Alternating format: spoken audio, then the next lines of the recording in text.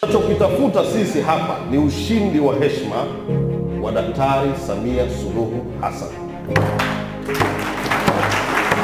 Na tunasema ni ushindi wa heshima kwa nini? Kwa sababu aliyoyatenda na kuyafanya Dr. Samia kwa miaka yake 4 tu ya uongozi wake, ambao mimi na wewe hatukumpa kura hiyo ya kuwa rais, akaenda akawa rais kwa mujibu wa katiba ya nchi yetu, lakini akajua katiba hii inayoisimamia inahitaji nitende haki kwa Watanzania, inahitaji niwasaidie Watanzania. Daktari Samia Suluhu Hassan amefanya mambo mengi sana, pigieni makofi.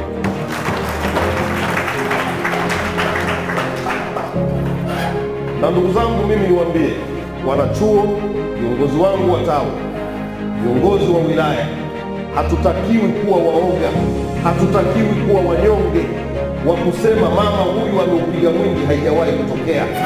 Unanielewa vizuri?